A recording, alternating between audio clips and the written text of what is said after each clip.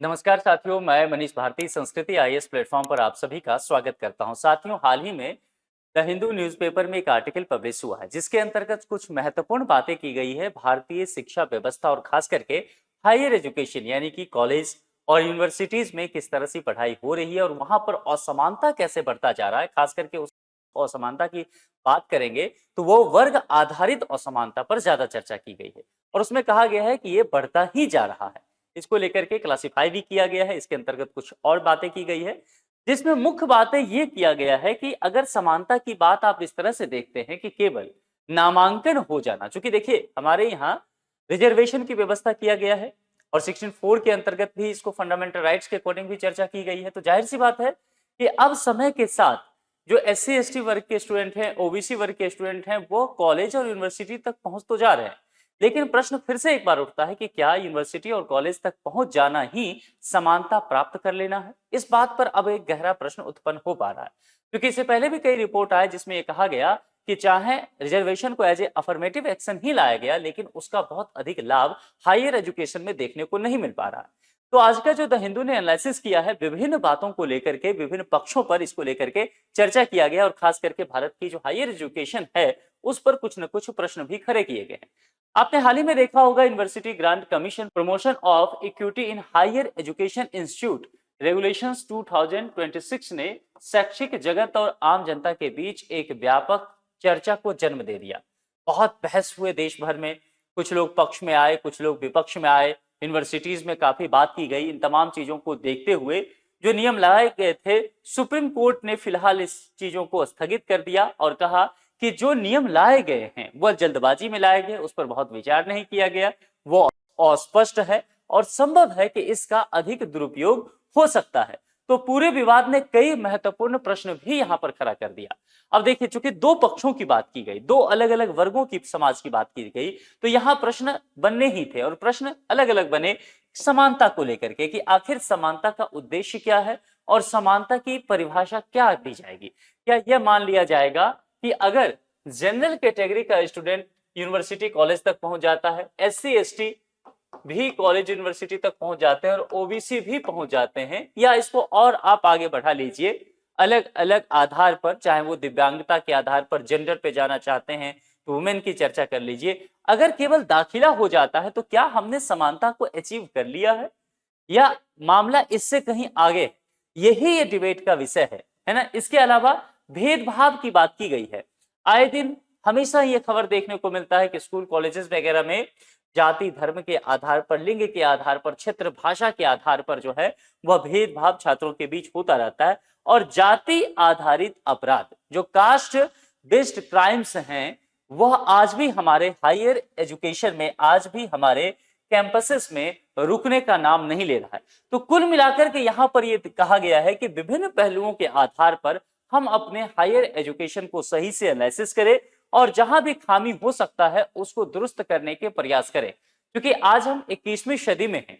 आज के समय भी भारत की अगर यही सच्चाई रहता है कि जाति धर्म और ये जो आप कह सकते हैं कि विभिन्न आयाम बन गए हैं, इसके आधार पर समाज में भेदभाव होता है और वह भेदभाव अगर कैंपस तक भी पहुंच जाता है, वहां पर स्वस्थ वातावरण नहीं रहता है, तो निश्चित तौर पर जो हम ये सोचते हैं कि 2047 तक जो हम कहते हैं ना कि हम विकसित भारत बन जाएंगे, यह लक्ष्य जो है वह धूमिल हो जाएगा। इसको लेकर के यहाँ पर बात की गई है।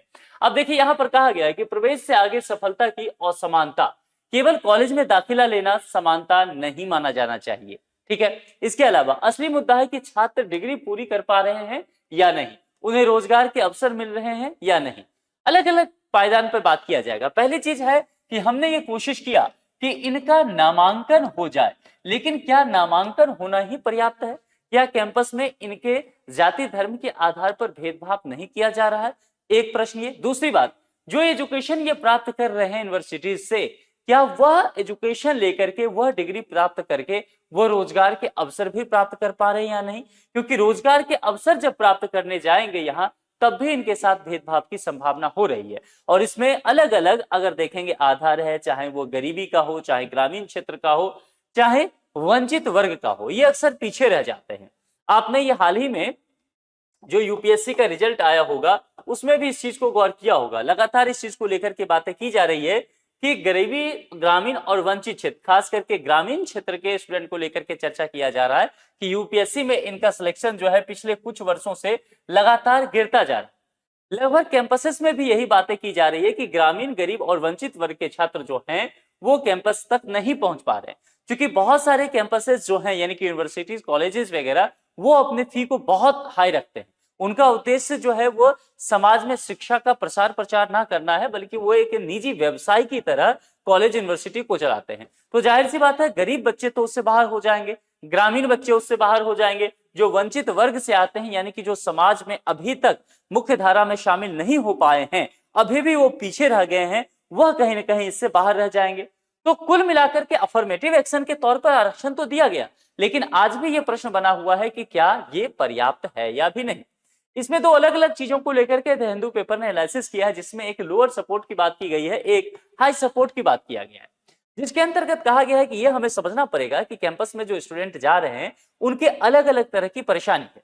कुछ स्टूडेंट ऐसे हैं जो वाकई ब्रिलियंट तो हैं, लेकिन फिर भी उन्हें सपोर्ट की आवश्यकता है ना, और वो भी आप कास्ट या क्षेत्र या भाषा के आधार पर बांट सकते हैं। अब जैसे अगर किसी को कम सपोर्ट की आवश्यकता है तो आप कह सकते हैं कि उसके अंतर्गत क्या हो सकता है। आजकल हम डिजिटल साक्षरता की बात करते हैं, तो संभव है कोई वंचित क्षेत्र से कोई स्टूडेंट आ रहा हो, उसके पास लैपटॉप ना हो, तो वह डिजिटली असाक्षर रह जाएगा उस यूनिवर्सिटी, कॉलेज तक पहुंच करके भी। इसके अलावा यह संभव हो सकता है कि उसको स्कॉलरशिप ना मिला हो, यह संभव हो सकता है कि जिस पृष्ठभूमि से आ रहा हो उस पृष्ठभूमि के वजह से अपने साथी छात्रों से वो कंपटीशन कर पाने में सक्षम ना हो पा रहा हो। भाषाई बाध्यता भी हो सकता है। अभी मैंने यूपीएससी को लेकर के चर्चा की, आप लगातार देख रहे होंगे भारतीय भाषाएं के छात्र के जो भाषा के छात्र हैं उनका परफॉर्मेंस खराब होता जा रहा है। तो कुल मिलाकर के यहाँ पर जो कहा गया है कि ऐसे स्टूडेंट को कुछ हद तक थोड़ा बहुत सपोर्ट की आवश्यकता है और वो मुख्य धारा में शामिल हो जाएंगे, फिर वहां से समावेशी विकास की अवधारणा को हम पुष्ट कर सकते हैं। लेकिन कुछ स्टूडेंट ऐसे हैं जिनको हायर सपोर्ट की आवश्यकता है, उनको काफी ज्यादा सपोर्ट करने की आवश्यकता है, जिसके अंतर्गत आप कह सकते हैं कि बड़े सोच के अंतर्गत, जिसमें हम रिजर्वेशन की चर्चा करते हैं, कुछ विशेष तरह के आप कह सकते हैं कि स्कॉलरशिप की व्यवस्था की जाए, उनको हॉस्टल प्रोवाइड करवा दिया जाए, और जैसे आईआईटीज वगैरह में इस तरह की पढ़ाई कराई जाती है कि अगर कुछ छात्र किसी विशेष सब्जेक्ट में कमजोर रह गए हों तो उनका उस पर ज्यादा फोकस करना उस इंस्टीट्यूट का, ये सारे कार्य किए जा सकते हैं। जैसे आज के समय में देखेंगे एआई की अगर बात करते हैं, मान लेते हैं, तो एआई क्या है कि पूरी तरह से एक डिजिटल व्यवस्था है, ऑनलाइन माध्यम है, यानी कि इंटरनेट चाहिए ही। ग्रामीण क्षेत्रों के स्टूडेंट को बात करेंगे तो उनके लिए इंटरनेट आज भी उनसे बहुत दूर है। तो जाहिर सी बात है, जब मान लेते हैं दो स्टूडेंट आईआईटी दिल्ली में पहुंचते हैं तो एक स्टूडेंट जो दिल्ली का ही रहने वाला है और एक स्टूडेंट जो है तमिलनाडु के किसी सुदूर गांव से रहने वाला है, आपको क्या लगता है कि एआई को लेकर के, मशीन लर्निंग को लेकर के, चैटबॉट्स को लेकर प्रयोग को लेकर के कौन ज्यादा स्मार्ट तरीके से काम कर पाएगा? जाहिर सी बात है जो दिल्ली में रहने वाला है, क्योंकि उसकी पहुंच वहां तक है। तो कुल मिलाकर के जो तमिलनाडु के गांव से आईआईटी दिल्ली तक पहुंचा है वो इंटेलिजेंट तो है, पर उसको सपोर्ट ज्यादा चाहिए होंगे, ये बात भी यहां समझना पड़ेगा। यानी कि कुल मिलाकर के ये कहा गया है कि आपको क्रिटिकल एनालिसिस करना पड़ेगा।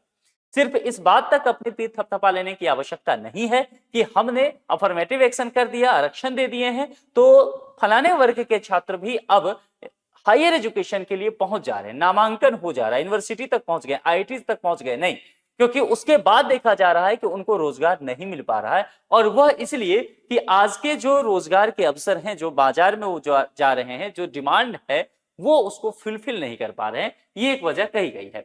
आर्थिक बाधाओं को लेकर के चर्चा किया गया है कि ये सबसे बड़ी चुनौती बनकर के ऐसे छात्रों के सामने आ रही है। जैसे कि उच्च शिक्षा, जो हमने पहले भी कहा, आज बहुत सारे अगर आप इंस्टीट्यूट देखेंगे, इवन गवर्नमेंट के इंस्टीट्यूट भी, इनके जो फी है वो बहुत ज्यादा हो चुका है, क्योंकि ऑटोनोमस इंस्टीट्यूट है। तो जाहिर सी बात है जिस भी संस्थान को स्वायत्ता का दर्जा मिला है, सरकार के द्वारा ही क्यों ना हुआ हो, तो वो संस्थान अपने हिसाब से अपना फी तय कर सकते हैं, अपना सिलेबस डिजाइन कर सकते हैं, उनका करिकुलम कैसे चलेगा, एग्जाम कैसे होगा, या किस तरह से बच्चे का प्लेसमेंट तक होगा, वो सारा कुछ खुद डिजाइन कर सकते हैं। तो जाहिर सी बात है जब फी स्ट्रक्चर का पूरा जिम्मेदारी उस इंस्टीट्यूट का हो जाता है तो ऐसे इंस्टीट्यूट में देखा गया है फी काफी बढ़ता है। और पिछले कुछ दिनों में इस बात को लेकर के विभिन्न प्राइवेट इंस्टीट्यूट तो छोड़ दीजिए, गवर्नमेंट इंस्टीट्यूट में काफी विवाद हुआ है इन सब चीजों को लेकर के। तो एक बड़ी बात तो है कि हायर एजुकेशन में फी महंगी होती जा रही है। इसके अलावा फीस, हॉस्टल, किताबें और कोचिंग, इन सब का छात्र जो खर्च है वो गरीब छात्र जाहिर सी बात है नहीं उठा पाएंगे। तो ये नामांकन ले भी लेते हैं, पहुंच भी जाते हैं, ये इंटेलिजेंट है भी, तब भी समानता के लक्ष्य को जो हम बात कर रहे हैं ना कि समानता के ध्येय को लेकर के जब बात कर रहे हैं उससे ये बहुत दूर हो जाएंगे। तो कई प्रतिभाशाली छात्र बीच में ही क्या करते हैं, मजबूरी बस अपनी पढ़ाई छोड़ देते हैं, है ना, क्योंकि वो अपनी इस खर्च को पूरी नहीं कर पा रहे हैं। और ये तमाम चीज कहा गया है कि यूनिवर्सिटी ग्रांट कमीशन को समझना पड़ेगा कि हायर एजुकेशन को व्यवस्थित करने के लिए, हायर एजुकेशन को किस तरह से आगे चला सके, क्योंकि फंडिंग देने का काम भी इसी संस्था का, यूनिवर्सिटीज वगैरह को है। तो आप कैसे इस समस्या से समाधान तक पहुंच पाएंगे, इसके लिए गहराई से विचार करना पड़ेगा। शिक्षा का व्यवसायीकरण बढ़ा है, पिछले कुछ सालों में ये बातें की गई है, खास करके बहुत सारे जो प्राइवेट इंस्टीट्यूट्स हैं उनके लिए कहा जा रहा है कि वो हायर एजुकेशन के नाम पर बहुत महंगी फी ले रहे हैं, और वो फी इतना हो रहा है कि वो जस्टिफाई हो ही नहीं रहा है कि वो एक सेवा है, बल्कि वो पूरी तरह से व्यापार की तरह इन तमाम इंस्टीट्यूट को चला रहे हैं। तो ऊंची फीस के बावजूद कई जगह गुणवत्ता और कौशल विकास बेहद कमजोर है। तो निश्चित तौर पर इन तमाम चीजों पर क्या करना है, यूजीसी को नजर बना करके रखनी है, यूजीसी को इसके लिए रेगुलेशन लाने की आवश्यकता है। डिग्री मिलती है लेकिन रोजगार के योग्य उसको स्किल क्या चाहिए ये नहीं है। आजकल के जितने भी प्राइवेट इंस्टीट्यूट देखेंगे अधिकांशतः जगह R&D गायब है, यानी कि रिसर्च एंड डेवलपमेंट के काम नहीं हो रहे, इनोवेशन नहीं हो रहा है, क्रिएटिविटी पे काम नहीं हो रहा है। तो केवल ये जो फी लिए जा रहे हैं और क्वालिटी नहीं दिया जा रहा है, सिर्फ डिग्री बांटी जा रही है, तो इसका भी लाभ कहीं ना कहीं समाज को नहीं मिल पा रहा है। इससे और असमानता की भावना बढ़ती ही जा रही है। इसके अलावा शहर और गांव, इसके बीच अवसरों की खाई बढ़ती जा रही है। हम कहते हैं ना कि एक भारत है और दूसरा इंडिया हो चुका है। तो भारत कहने का मतलब हम कहते हैं ग्रामीण परिवेश, इंडिया कहने का मतलब हम मेट्रो सिटी की चर्चा करते हैं, शहरी परिवेश की बात करते हैं। बेहतर कॉलेज और संसाधन ज्यादातर आज भी कहाँ है, शहरों में। तो हमारे जो पॉलिसी मेकर हैं, जो हमारे नीति निर्माता हैं, ये दरअसल आज भी जो नियम कानून बनाते हैं पार्लियामेंट या विधानसभाओं में बैठ करके, ये शहर को ध्यान में रख करके बनाते हैं। ठीक है, ग्रामीण क्षेत्र में आप कितने ऐसे यूनिवर्सिटी जानते होंगे या हायर एजुकेशन के लिए कॉलेज जानते होंगे, कितने ऐसे IIT जिस देश में हैं जो किसी गांव में हो, कितने ऐसे एम्स हैं, NIT है, निफ्ट है, ये जितने भी बड़े इंस्टीट्यूट या IIMC है, ये तमाम इंस्टीट्यूट क्या आपको ध्यान है कि कोई गांव में है, सभी बड़े शहरों में है। तो जाहिर सी बात है कि शहर में जो पहले से रह रहा है या शहर तक जिसकी पहुंच है गांव से निकल करके, वो रिसोर्सेज का इस्तेमाल भी वही कर पाएगा। तो बताइए, तमाम तरह के खर्च करने के बाद भी, फंड देने के बाद भी, पॉलिसी बनाने के बाद भी, इन तमाम चीजों को करने के बाद भी क्या समानता के भाव को पुष्ट किया जा रहा है? जाहिर सी बात है नहीं। ग्रामीण क्षेत्रों में अच्छे शिक्षक, लैब और डिजिटल सुविधाओं की कमी है, और लगातार इस बात को लेकर के सरकार जूझ भी रही है। खास करके मेडिकल एजुकेशन की अगर चर्चा किया जाए तो स्थिति और भी दयनीय है। डॉक्टर MBBS करने के बाद ग्रामीण क्षेत्र में काम करने के लिए जाना तक नहीं चाहते हैं। तो जाहिर सी बात है ये असमानता की भावना तो बढ़ती ही जा रही है। तो प्रतिभा होते हुए भी अवसर सीमित ही रह जाते हैं। टैलेंट है लेकिन सही मौका अगर आप नहीं देंगे तो फिर उसका इस्तेमाल कैसे किया जाएगा। सामाजिक और सांस्कृतिक असमानता भी बढ़ती जा रही है, यानी कि जाति, वर्ग, भाषा और लिंग आधारित भेदभाव अभी भी हमारे कैंपसेस में मौजूद हैं। और पिछले दिन देश के विभिन्न यूनिवर्सिटीज कैंपस में जो कुछ घटनाएं हुए हैं उससे ये साफ तौर पर प्रमाणित भी होता है। कई छात्र खुद को संस्थानों में अलग या कमजोर महसूस करने लगते हैं, कटे हुए महसूस करते हैं, है ना, और इस तरह के भेदभाव बढ़ते ही जा रहे हैं। इससे उनका आत्मविश्वास और प्रदर्शन भी प्रभावित होता जा रहा है। हालांकि एक समय इन सब चीजों को लेकर के चर्चा किया गया कि जो रैगिंग की बात करते हैं हायर एजुकेशन में, लेकिन यूजीसी के अच्छे कदम के माध्यम से कह सकते हैं कि रैगिंग लगभग तो खत्म किया गया है, लेकिन जो भेदभाव के बाकी जो आप कह सकते हैं आधार होते हैं, चाहे उसमें कास्ट आ जाए या उसमें आप कह सकते हैं जेंडर आ जाए या उसमें आप एरिया की बात कर सकते हैं जिसमें ग्रामीण और शहरी क्षेत्र को आप रह सकते हैं, है ना। इसके अलावा आप रिलीजन की बात कर सकते हैं, इसके अलावा आप इसमें लैंग्वेजेस की बात कर सकते हैं, है ना। ये तमाम चीजें आप इसमें जोड़ करके देख सकते हैं। इन तमाम आधारों पर कहीं ना कहीं देखा जा रहा है तो असमानता बढ़ती जा रही है। यानी कि जो हमारा ध्येय है, जो हम हायर एजुकेशन से चाह रहे हैं, हायर एजुकेशन का क्या तात्पर्य है? केवल डिग्री मिलना तो है नहीं ना। हायर एजुकेशन का तात्पर्य है कि आपके विचार बेहतर हों, आप जो ये सोच करके चल रहे हैं कि 2047 तक हम डेवलप्ड कंट्री बन जाएं, ये किसके माध्यम से होगा? ये हायर एजुकेशन के माध्यम से होगा। और हायर एजुकेशन के माध्यम से कहने का तात्पर्य है कि केवल डिग्री लेकर के निकलेंगे तो नहीं काम चलेगा, इनमें स्किल भी होना चाहिए। इनके जो थिंकिंग है, इनके जो विचार हैं, उसमें समानता के भाव होने चाहिए, नहीं तो कुल मिलाकर के हम इस ध्येय को हासिल नहीं कर पाएंगे।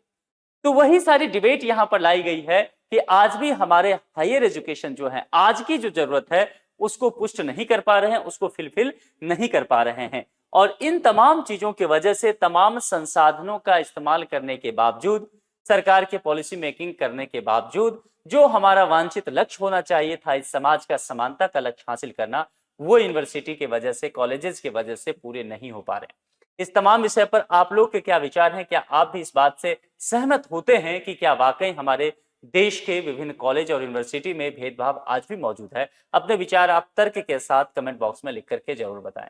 आज के लिए इतना ही। जुड़ने के लिए आप सभी का बहुत बहुत शुक्रिया। Thank you so much.